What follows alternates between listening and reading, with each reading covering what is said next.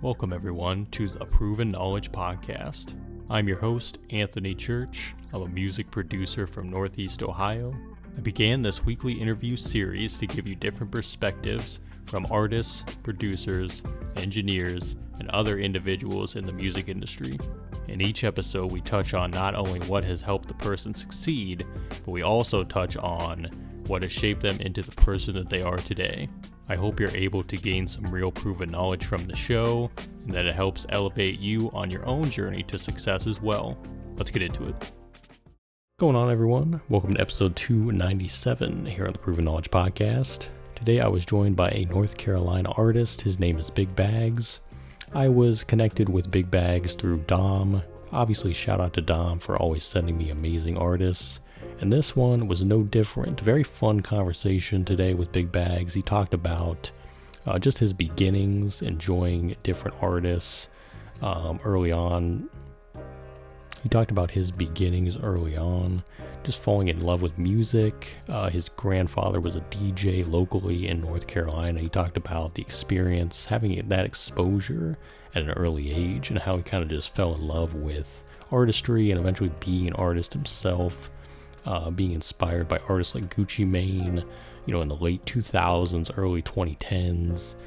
He discussed kind of just, starting as small as possible and as simple as possible with his recording process and the way that he did songs and how that's evolved, and really just working with what he had at the time to eventually start, getting better at his craft. Most recently, he dropped an album called GoodxEvil, which is also the title of his brand, which he has a lot of different ventures through. And he talked about how the name of that brand very specifically ties into his journey in life overall, just kind of having a reinvention as a person and how that bled into his artistry. And I just love the overall message that Bigg Baggz had on this episode, talking about finding your purpose and really following that through and through, no matter who is telling you to go another direction. If you truly believe in what you're doing and you lead with good intention and want to do good for the people around you, you'll be able to make it happen. And I really thought that was an amazing sentiment for this one. And as always, I hope you guys enjoyed this episode as well. So without further ado, let's get into it. This is episode 297. And we got Bigg Baggz here today, so thank you again, man, for joining me. And we usually have the guests kind of just start out by introducing themselves. Tell us a bit about, how you got into music and kind of what led you to where you are today. Okay. So, yeah, man, I'm Bigg Baggz, not little one. I'm based in Norwood, North Carolina, to be exact, but I represent the whole states of North Carolina and South Carolina, both Carolinas. I've been doing music, man, for a while, man, probably like 10, 15 plus years, bro. What really got me into the music was, like my grandfather, he passed away, but I always been like under his wing because he was one of the big time DJs in our area. Mm-hmm. So, when people was doing any kind of big parties or anything, they would book him to do it. And he also had his own club called The Curve. So, really, man, I was getting bread, bro, like for this, man. And, I was in the club at like 8, 9 years old. Mm-hmm. Like I was a little kid up here with all these grown people, not knowing what's going on, where everybody's smoking and was shooting, fighting, all kind of stuff. And my little brother in the club, like I'm grown with everybody else, man. So I always been, like I always say, like a child of the music, you know what I'm saying? Because I always been around it. My mom sang in church. And really, bro, what made me want to even like take it serious or start it was like the Gucci and Jeezy era. Mm. The Yo Gotti era, like that was kind of like a shift in the music. Yeah. As far as like, we had everybody doing a certain type of sound and a certain type of, thing. So at that point in time, that's where I was at in my life. I was in the streets. I was hustling. So when I heard somebody on the radio and rapping like what we do, I was like, oh, man. I could do this. You know what I'm saying? So, but that really was what hit the light switch for me, as far as like me wanting to be an artist because a lot of stuff that they was talking about, it was applying to me in my life that I was doing. So you know how it is. It's like anything in life, like we can connect with certain things that people do. Yeah. So that hit my switch, and then, bro, I just been all gas, no brakes ever since then, bro. Yeah. You know what I'm saying? It's great too to be able to have that experience, like you said, when you were super young, first of all. But then obviously the artist that you just mentioned, I'm thinking of, 2005, probably until like 2012 or 13, right in there, because that was really before trap music even became more mainstream, I think, you know what I mean, for the most part. So it's great to hear that you had like those influences early on as well. And as far as like the first time you went in and started creating songs on your own and doing your own thing, how do you think, or I guess what would be the challenges that you faced early on with trying to find your own voice as an artist? Because sometimes you hear your influences, you want to do something similar to them, but you also want to find your own voice too. So what was that curve like for you early on? So, it was so crazy. Mine was different because, like, where I'm from, like, down in the country, like, we didn't have, and really kind of still to this day, we don't have, like, studios. So, back then, a studio was not the thing. Yeah. Like, I would freestyle with my bros and stuff when we were, like, in the hood, chilling or whatever, I start freestyling. And then, I'll be planting the seed. At the same time, I was BS and I won't take it serious. I was just doing it, to see what kind of reaction I could get. And then the more they would tell me I was hard, it just kept like there was water in my seed. You feel me? So my first experience really with trying to record was they used to have the little karaoke machines. And the karaoke machine would have the mic and, the thing to it. So what we did was we took a karaoke machine and ran it to like a tape deck. And then we bought blank tapes, and then we would play the instrumental through the karaoke machine and rap over it and record it onto the tape, out the bedroom. Yeah. Like, you know what I'm saying? We didn't do no pause and nothing. It was just straight raw doing it. So that was my first experience. Now, as far as me finding my voice, people tend to say like my style is of the Gucci, Jeezy era, the Gotti, the TIP, 2 Chainz and of that of sort.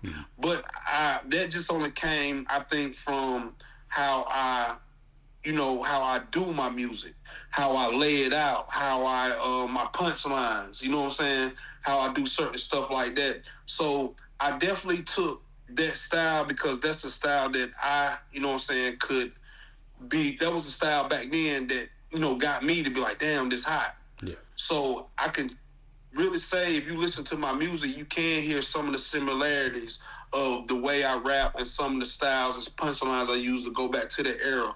But the good thing about it is I don't sound like nobody. Like how you got a lot of people, like, prime example, when I can't think his name, but when he came out and he sounded like Future. He had that song Designer. Panda. Yeah. What was his name? Designer. Yeah, you feel me? Yeah. So the good thing, and you have a lot of guys that similar sound like guys, and that's one of my edges that I got on me being in the game is I don't sound like nobody, and I really don't rap like nobody, and I got a real story to tell, and I'm really taking my life and certain stuff I do, been through or seen, and I'm using it as my creativity to put it in my music. You know what I'm saying? Yeah, having that distinct voice is it's such a big key to having any type of success at all, no matter what style of music you're doing. And that's interesting you bring that up, Designer, because that was 10 years ago now. That was like 2016, end of 2015. And that was the whole thing, is that people didn't know that it was someone else. People thought it was just Future on like this on this beat. Too, so that's crazy. And you couldn't have told me that one Future, bro. Yeah, no way you couldn't have told me that was him, bro. And that's the thing, like, it's crazy because Designer has kind of been faded out. Like, I think the last time I heard from him, he had left Def Jam because he signed the big deal with Def Jam because of Panda, and obviously that was a huge thing. And then he was never able to follow that up with anything that caught on with people. Right. And the last time I heard is that he was kind of like not really bitter, but he was just kind of in a weird spot where like he felt like the deal with Kanye and Def Jam went rogue and all this stuff. Yeah, And then yeah, I yeah. haven't heard from the guy in years, but I think it's almost like a testament to what you said, where it's like maybe for him in that way, he didn't find his own unique voice, and that kind of hurt him in a way. Yeah, 'Cause he and wasn't you know, able so to, crazy so. though, like, bro, he really sounds like that. Like, that's Yeah. how he talks. Yeah. So Yeah. sometimes, and you know, not even us just talking about him. I use myself for example. Like, my first name before I became Bigg Baggz was like my very first name was Money Bags. So Money Bags was my name that everybody called me in my city from the street. Yeah. So I took my street name and made it my artist name. But remember, Moneybagg Yo came out. Yeah, I was just about to say Moneybagg Yo. Right, so listen, that's why I'm using myself, like, Yeah. not just talking about him, but I went through the same thing with me, because when Moneybagg Yo came out, he had the machine behind him, CMG. And I'm still independent, bro, so I'm taking stuff, my extra creativity money, and putting it to push me independently. Yeah. So, but when he came out with that machine, bro, anytime a money bag come up, he's first, and everybody else is just getting pushed down, pushed down. Yeah. So it wouldn't have did me no good to keep my same name, because now the world has a money bag on a bigger platform and level. Yeah. So, you know, you got to evolve with the shit. And like I feel with him, a lot of times, bro, them deals be tricky, bro. And a lot of times artists can lose creative control. And you're right, because he did one song. You remember he was rapping about just like a guy with a gun. I forgot Timmy. Yeah, Timmy Turner. Yep. Right. And it got a little thing, but sometimes, bro, the label might not agree with what you put out, bro, and then they gonna shelf your ass, bro. They gonna put you on the shelf. So I like to see him come out and tell what really happened, because that would be a dope thing to be like what really happened, because he was one of the hottest dudes going, bro. Yeah. He was a fire. For sure, man. He was on the freshman class for XXL and all that stuff that year, which is crazy. And I guess that leads into a good kind of side question as well for you. Are you independent currently? And if you are, what does that mean for you to be able to be independent and kind of control the trajectory of your career in that way, as opposed to being signed by someone much bigger that might have that control over what you're doing? Right. So right now I'm signed to One Out Music. Okay. So I have a deal currently, but the thing with my deal is me and the label structure my deal to where we are both happy. Yeah. You get what I'm saying? So, you know, don't get me wrong, we had some stuff in the deal, but, you know, that's why I broke them whatever I asked for or whatever I wanted to do within the deal. You know, they let me reconstruct it certain ways so I could be happy as an artist. Yeah. You feel what I'm saying? So I just feel like if you go into any type of deal, man, just make sure that whoever you got looking over the deal outside of the label or whoever on your team, just make sure they have knowledge of really what the business is about. Yeah. Because it's a lot of gray areas that if you don't specifically put in the deal, that you know how a gray area goes, you can, well, you didn't say this. You know what I'm saying? Or, well, you didn't say this. So that can kind of hurt you if it's something that you might want to do in a deal. Otherwise, but the thing about deals is a deal can put you in rooms that you can't normally get in. Mm-hmm. The deal can put you on platforms that you can't normally just get on without paying thousands of dollars. Yeah. The deal can put you with people that you normally can't meet. Just think about it. My situation just helped me meet you. Yeah, for sure. You get what I'm saying? Because Dom is part of the team. And salute Dom, you know what I'm saying? And salute the team. And just to like independent artists, man, I feel like it's all a money game, bro. But the thing about a label is like a real big loan company, but they believe in you. Mm-hmm. They believe in you, and that's the key. Like, if you can get somebody to believe in you to where they want to spend money, invest money in you, then you winning. Now the rest is gonna be how you want to market it or how you want to put it all together. You get what I'm saying? Yeah. So I feel like if you in a deal, you just got to make sure that you got it set up to where it's gonna benefit both of y'all, and you be happy. If you're not in a deal, you probably better have some money to spend, bro, because like a lot of this stuff costs money. Some stuff you can do for free. You might hit the lottery ticket and go viral if somebody pick up your stuff, but that's like hitting the lottery ticket, bro. Everybody don't go viral. Yeah. everybody don't go viral. So I feel like independent artists, man, just keep grinding, put out content, and make good relationships with people, because you can get a relationship with somebody and they'll do something for free quicker than they will with money. Because if you come into the situation spending money, right, what you gonna do when your money run out? Exactly. But if me and you cool, and I'll be like, hey, bro, look, I just did this, man. I want to get on your podcast, bro, and do this, bro. It's going to help us do this.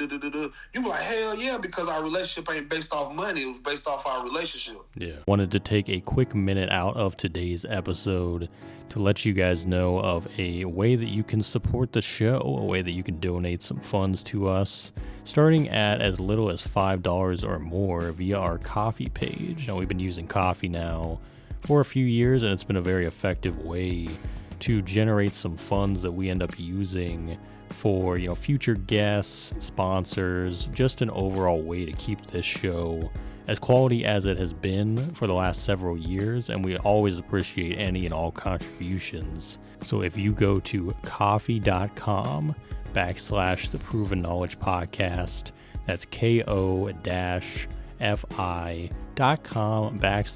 Proven Knowledge Podcast, you can donate, like I said, $5 or more. It gives you that option to do 10, 20, 30, or just type in whatever amount. Any contributions are appreciated. And, I do this show from the bottom of my heart for the love of it at the end of the day. But those funds are always, always welcome, because they do allow us to do more and be more flexible with how we continue to grow this platform in the future. So I just wanted to let you guys know about that. The link will be in the description of the show notes of this episode you're listening to now, so definitely check it out. But without further ado, let's get back into the episode. That's where it starts too, and I think that speaks a lot about finding the right people to work with as well, because I think a lot of people, especially when it comes to signing deals, they want to be signed to the label that all their favorite artists are signed to, and it's like, well, that might not be ideal for you in your situation right now, especially if you're just at that level where you're trying to break through that next threshold of like gaining more fans and getting bigger and scaling and that sort of thing. It's like you want to kind of start where you are and then work your way up from there. Why go play at the Lakers and you might come off the bench and you can go play at Memphis or Charlotte or Miami and be a starter. Yeah. Like, come on, bro. Like, I'd rather work with them people instead of being on the label and then I be in a shadow. You know what I'm saying? So I definitely agree with you 1,000%, bro. Definitely, you're right about that. That's not good, especially because, say, if you come in, either you're going to knock somebody off number one, or you're not going to be number one. Yeah. And there's really no in between either, which is interesting to think about. So, but yeah. But speaking of the team as well, is there anybody you want to shout out? Obviously, Dom is a big one, and shout out to Dom because he is awesome, and I'm glad that he got us in touch. Is there anybody else you want to give a shout out to on the show today, collaborators or anybody else you're working with? Oh, yeah, man. Look, bro, salute the whole team, 19 Music, man. Salute Duke Williams, bro. Salute Joe. Man, salute my partner, bro, James Artisan. Me and James Artisan working on a project right now, man. Do the research on him, bro. He done did a lot of songs with big people, bro, like Katy Perry, Lil Wayne. Like, he done worked with Justin Bieber. He done worked with a lot of people. He's on the R&B side of the music. So me and him working on a dope project coming out March the 6th called The Art Dealer. I want to give a shout out to, you know what I'm saying, like my management team, you know what I'm saying, First Lady. I want to give a shout out my PR, Jay, the PR. Give a shout out my road manager, his name Walk. Give a shout out to 24 LMG. They do a lot of my production. And, a lot of people, bro, that I don't work with, man. Any engineer I don't work with, bro, you know what I'm saying? So definitely shout out to them. And, hey, bro, we just working, man. We just working, bro. Salute anybody. Salute you, bro, for having me on here, bro. Like, anything that's been a part of my journey, man, salute everybody, bro. Absolutely, man. That's incredible. And it's great to hear that you have those people in your corner as well. And like you said, people that believe in you and your vision and what you have going on. So that's super awesome to hear. And I definitely want to touch on real quick before we get in the last few questions, the new project Good and Evil, GoodxEvil, which is also kind of a brand for you. It kind of acts as like a brand for you as well, because I know you have different kind of divisions of it as well. So I kind of want to talk about the concept behind it, and why did you choose to also make it an album as well? Okay, so GoodxEvil, it originally became the name of my clothing brand. Mm-hmm. So, I was an artist before the clothing brand. So with me also being an artist, I just didn't want to box myself in and just being an artist. Yeah. So Good and Evil actually came one day, man, because like my process used to be with me, like creating music. I would do it in the car because I stayed on the road all the time. Mm-hmm. So I would do a lot of writing in the car. And then one day, I was just in the car one day and, I was just telling myself, like, I want to come up with a brand, but I don't want it to be just like, I don't want to be a clothing line. I just don't want to be in that box. Like, I want it to be a brand. Because when you speaking in brands has no limit. Like, you know what I'm saying? Like, it can be put on multiple things. That type of stuff with holes, the stands of time. Like, it's going to be here. Yeah. So I was just in the car one day, man, and, I was just talking to God, bro, like, you know what I'm saying? And it just slapped me one day. Like, I just got slapped in the face with it, Good and Evil, because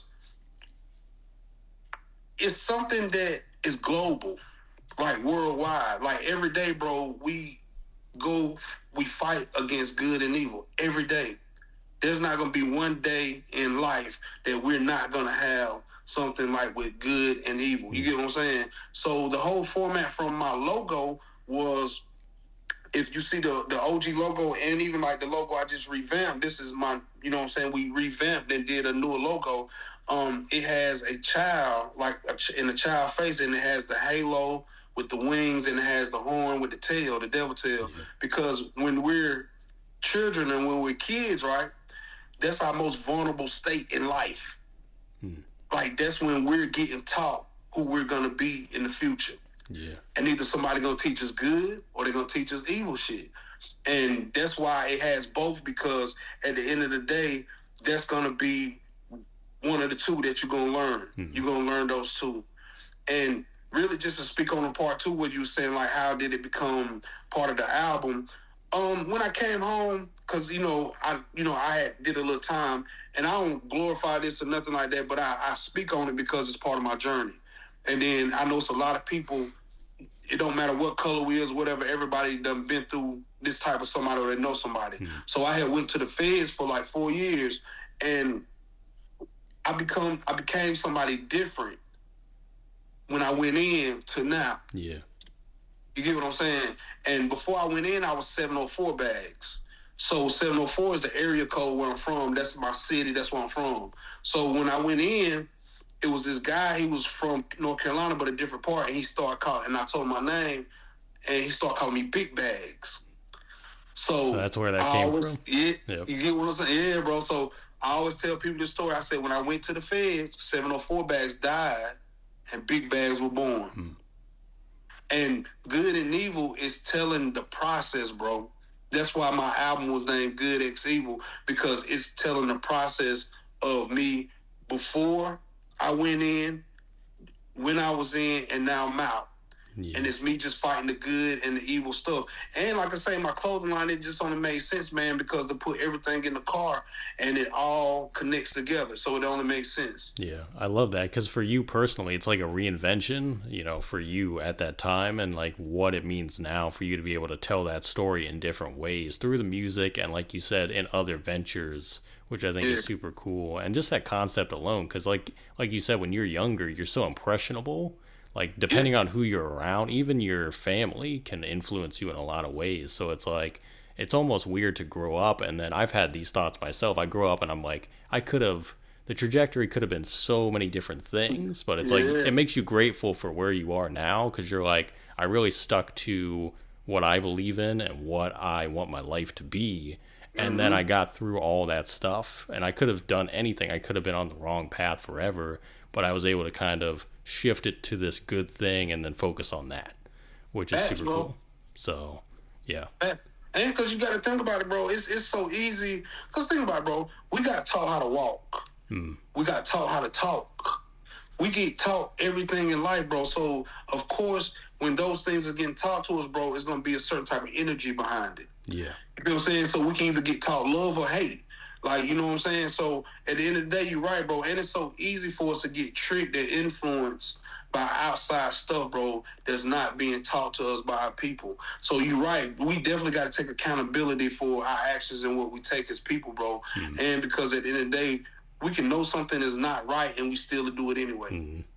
You know what I'm saying? Exactly. So, no, you definitely right, bro. And I feel like just me taking my personal life and experience, bro, is people out there that can connect with it. Because where we are in the music, as I feel right now, bro, that it's bigger than the music. People want to know you on a personal level. Yeah. Because think about it. I know you're familiar with YoungBoy, right?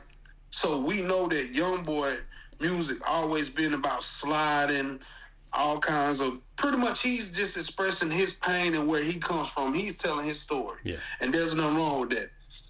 But he also has those songs that where he's letting his pain come out. He's also having these songs, bro, to where he's being vulnerable to people. Because I was looking at some of the videos of people at his shows, and he's selling out his shows. Bro, you got guys that probably went and shot up something, but they're at his show crying. Mm. They're crying, bro, because they can identify and they connect with him on a personal level because they're going through something similar to that. And that's what I'm doing, bro. I'm letting people know and try to get to know me and come into my life or bring my life to them on a personal level. Yeah. And that's why I don't mind talking about what I've been through. And, you know, and it's like I know millions and millions of people done been through it, or one of their family members or their cousins. They know somebody that's been through that where somebody told on them that they knew. You know, so that's just where I'm at with it now, bro. I'm trying to put my personal so people can, you know, connect with me on that. And then the music and everything will fall in place. Everything else will fall in place. Yeah. Giving that level of vulnerability and being able to have that relatability with that, I think is the huge thing there. And that's what it's all about. As artists, musicians, whatever you do, you want people to be able to feel that. On that level. So that's incredible, man. And I gotta say again, congrats on the album too. Congrats on that and everything. Thank you, bro. You got going with that. And we're down to the last few questions here. These are ones I ask on every single episode. More life related stuff. The first one is, if you could go back 10 years ago and give yourself any piece of advice, or maybe not change anything at all, what do you think you would do? I would tell myself, don't expect people to be like you. Like, don't expect handouts. Don't expect people to say yes to you all the time. Don't expect, like, you know, just stay true to yourself, man. And, you know, don't fall for anything. You know what I'm saying? Like, because at the end of the day, you can do a lot of stuff that's right and it still don't be your time. So, and, you know, just make sure you protect yourself. You know what I'm saying? Because a lot of stuff that I didn't know, I had to find out on my own. And that's with me dealing with different types of people. But, you know, that's what it took to create who I am now. Yeah. But I would tell myself that, man, like, just don't expect for people to be like you. And what I mean is, like, just like, okay, how, you know, you have your podcast because you believe in your podcast. Like, when I started doing my music, I didn't have nobody listening to my music. So at the end of the day, I can't say that nobody owed me nothing to listen to my music just because I'm a real dude in the street or a real dude overall. So one thing about it is you just have to do it for yourself, bro. As long as you do it for yourself, the people will come. What's that old movie? If you build it, they will come. Yeah. Like, if you build it, bro, they will come, bro. And that would be something, because when I was coming into the game, I'm thinking, well, if you make hot music and you link with the right people, or you get your song on the radio, or if you do a song with a big artist, you're going to blow. No. That's not how this works, bro. Yep. I think the movie's Field of Dreams. I just thought about it. Yeah, that's it. You're right on it, bro. You on the money. Yeah, Field of Dreams. But I love that because it's really like asking yourself, what is your purpose? What is your why? You know, I always hear about, like, what is the reasoning for doing it? And if you do love it, then you're just going to do it whether people are paying attention or not. Yeah. It's just going to keep going for you. So that's awesome. And we usually flip that question then and we say 10 years from now, where do you envision yourself in life and musically, and just your brand and everything else you got going? Yeah, 10 years from now, Yep. we're gonna get there before 10 years, but 10 years from now, I want to still, I'm gonna still be relevant. Like, I want to be relevant. Like, I want to do, right now, I want to work on generational wealth, bro. Because, like you say, you come from a small area too where there's not a lot going on. Bro, I'm from the same place like that. There's nothing going on. Like, I have to go to Charlotte for an outlet, or, Atlanta or certain big areas for an outlet. So I want to make generational wealth, man. I want to be the resource to my people where I'm from. I want to be able to help change the narrative because, down here in the country, bro, I think we got like 2 stoplights in one town where I'm from. The other one, it's not really nothing going on, bro. You know what I'm saying? So I definitely want to be an outlet and a resource to my people and more people, not just my people here. You know what I'm saying? Like, anybody, bro, that's trying to come up and help, because I feel like it's not a lot of that going on, but I understand why, because when we're coming up in the game or coming up in life, a lot of people do a lot of wrong to us. A lot of people might steal from us. They might lie from us. They might do a lot of stuff. And that can put you in a certain place to where that you don't want to deal or help people because so many people did you wrong. So I understand both sides of the coin. I'm not knocking nobody that don't really help nobody, because I done been the person where I looked out for somebody and then they might not pay you your money back. Yeah. Or they might act like you ain't did nothing for them. You know what I'm saying? So I get both sides of it. But at the same time, we can't let that stuff consume us and turn us into them. So we definitely, that's where I want to be, man. I want to be one of the biggest names in the music world. You know what I'm saying? Like, I definitely want to be a living legend. I don't want to wait till I die. I want to do it while I'm here. You know what I'm saying? Because, a lot of people didn't get their flowers until that passed, and that ain't how life's supposed to be, bro. Like, give these people their flowers while they're here. Yeah. So with me, bro, that's what, in 10 years, but we're gonna do it in less. We're gonna do it 5 or less. That's the what's the name? That's the goal. Yeah. 5 or less. Yeah, man. But yeah, bro, I want to be a staple in this motherfucker, bro. I want to be big, bro. I want to be an outlet, bro. I want to be, I just want to be something, bring boys and girls communities, give people different stuff where I'm from, bro, because either here you're going to work a factory, you're going to try to make it in sports, or you're going to go to the street. That's it, bro. That's it. We don't have no opportunities here or stuff that teach you how to be a lawyer. They teach you how to be a doctor. They teach you how to be a business owner. Like, we don't have no programs here where I'm from there.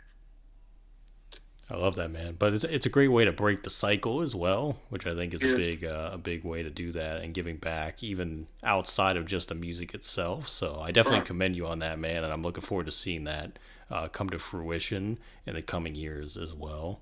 So that's awesome. Yeah. And do you have any final words of wisdom for the listeners before we get out of here today? Yeah, man. Never give up, bro.